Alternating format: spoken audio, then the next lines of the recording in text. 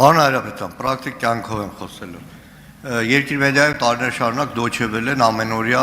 լուրերի թողարկում ուներ ռուսերեն։ Նույն ապրիլյանի առաջինից, որը հասկացանք, որ տեղեկատվության մեջ ապատեղեկատվությունը շատ կարող է լինել եւ տևական ժամանակ դադարեցրել է։ Բայց հիմա ուզում եմ հասկանամ, շատ հեղեղուկ է ձևակերպումը։ Միջամտությունը ինչ է նշանակում։ Դիցու Երևանում տեղի է ունենում ընդդիմության հանրահավաք, Евроньюզը եւ ենթադրենք Վեսին լուսաբանում են բնականաբար ընդդիմության հանրահավաքը, ընդդիմադիր գործիչների ելույթները այդ ռեպորտաժում ավելի շատ է։ Դա համարում ենք միջամտություն։ Евроньюզը կրկնում եմ, ինչի եմ ասում Евроньюզ, որտեղ Евроньюզի հետ մենք ունեցել ենք շատ դժվարին հարաբերություններ Հայաստան, որովհետև Евроньюզում մասնաբաժին ուներ Թուրքիան եւ տևական ժամանակ հակահայաստանյան նաեւ ռեպորտաժներ տեսանյութեր են գնացել։ Վերջին շրջանում իդեպ եւս միջամտությունը որն է համարելու կոչ ենթադրենք քաղաքական իրականությունը փոխելու, իշխանություն փոխելու, թե ուղղակի Հայաստանում տեղի ունեցող որևէ իրադարձության լուսաբանում։ Շնորհակալություն պարոն Մանուկյան։ Ես համարում եմ, որ կառավարությունը որևէ հեռուստահաղորդմանը կամ ծրագրին գնահատական տալու իրավունք չունի։ Այսինքն կառավարությունը չէ այն սուբյեկտը, որ պիտի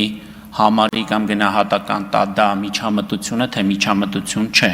Դրա համար կան հստակ տարանջատված մարմիններ, սահմանադրական մարմին, որը կարգավորող մարմինն է։ Իշխանությունը, կառավարությունը տվյալ պարագայում ընդամենը քաղաքականություն է մշակում, ասում են, որ կարգավորող մարմինը հետայսու օրենքով պիտի ունենա նման իրավունք, եթե համարում է, որ կոնկրետ դիրեկտիվների հիման վրա խախտվել են այս կամ այն օրենքները կամ կանոնները։ Դրանք ենթավորված դրական ակտեր են, գտնվելու են հեռուստատեսության եւ ռադիոյի հանձնաժողովի տիրույթում, այսինքն դրանց հիման վրա են այդ գնահատականները տրվելու։ Եթե դուք իմ անձնական կարծիքն եք հարցնում, թե օրինակ ես ոնց եմ պատկերացնում, որը կհամապատասխանի ներքաղաքական կյանքին միջամտություն թե ոչ, արձագանքի ժամանակ ես կասեմ, որտեղ վստահ եմ, որ նման հարց լինելու է, պատրաստված եմ եկել։ Համեցեք արձագանք։ Պարոն Հայրապետյան, ձեր տեղը կլինեի, կառաջարկի այս նախագիծը հաջորդ նիստին, որտեղ ինքը զավեշտալի իրավիճակ է։ Դուք ասում եք դա կարգավորվելու է հրահով։ Հրահում ճաշակով մարդիկ են նստած։ Օրինակ Հակոբ Մովսեսը, երբ որ հարց քննարկվի, օրինակ TRT-ն, օրինակ Յուքոմումա Ֆիդանի հայտարարությունը, որ աջակցում եմ Հայաստանի իշխանությունների քաղաքականությանը, համարենք միջամտություն թե չէ, Հակոբ Մովսեսը կհամարի, որ չէ, միջամտություն չի։ Բայց այն Սալավիովը, որ հերթական անգամ էշեշ դուրս տա, ինքը անպայման կհամարի, որ միջամտություն է, այսինքն դրա համար եմ ասում, շատ սուբյեկտիվ է ձևակերպումը եւ այդ սուբյեկտիվությունը, որը տրահի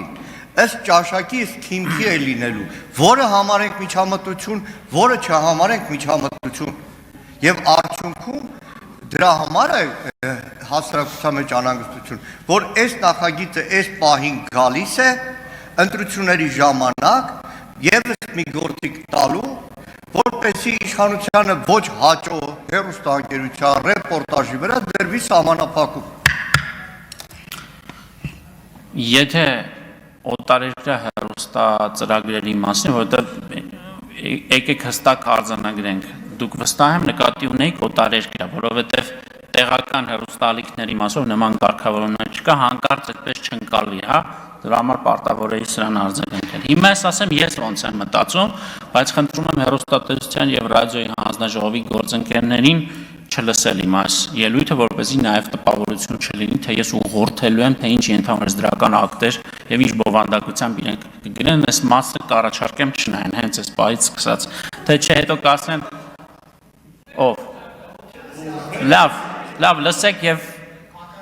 գուցե օգտակար կլինի ձեզ։ Օրինակ, եթե ասում եք սուբյեկտիվ է եւ դա հնարավոր չի անել, ներքաղաքական կյանքին միջամտող հեռուստաբովանդակություն է համարվում ըստ իս այն տեղեկատվական, վերլուծական կամ քարոզչական բնույթի հաղորդումը, որը ուղղակի կամ անուղղակի կերպով նպատակ ունի ազդել ներքաղաքական գործընթացների վրա, այդ թվում պետական իշխանության ձևավորման, ընտրությունների կամ հանրաքվեների, քաղաքական կուսակցությունների կամ շարժումների գործունեության, հանրային կարծիքի ձևավորման ներքին քաղաքական հարցերի վերաբերյալ, ստեղծում, ֆինանսավորվում կամ խմբագրվում է օտար պետության, օտար պետական մարմնի կամ դրանց հետ փոխկապակցված կազմակերպության կողմից եւ չի հանդիսանում չեզոք տեղեկատվության փոխանցում, այլ պարունակում է քաղաքական դիրքորոշման քարոզ, կոչեր գործողության կամ դիմադրության, պետական ինստիտուտների լեգիտիմության խաթարում, կոնկրետ քաղաքական ուժի կամ գործչի աջակցություն կամ վարկաբեկում։ Իմ կարծիքով, որը չի համարվում միջամտություն,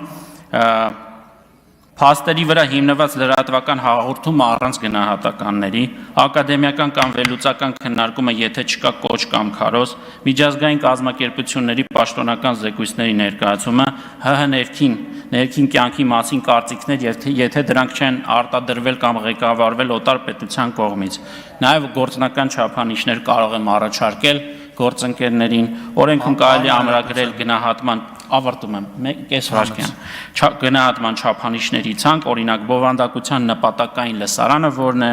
արդյոք քաղաքացիներն են, հաղորդման ժամանակացույցը, արդյոք դրանք ընտրություններից առաջ են, ճգնաժամի պահի են ուրեմն հնչեցվել, օգտագործվող լեզուները, ֆինանսավորման եւ խմբագրական վերահսկողության աղբյուրը, հաղորդման կրկնվող եւ համակարգված բնույթ։ Ես կարծում եմ, ըստ սուբյեկտիվ չի եւ դա հնարավոր է շատ հստակ եւ արդարացի սահմանել ենթաօրենսդրական ակտերով։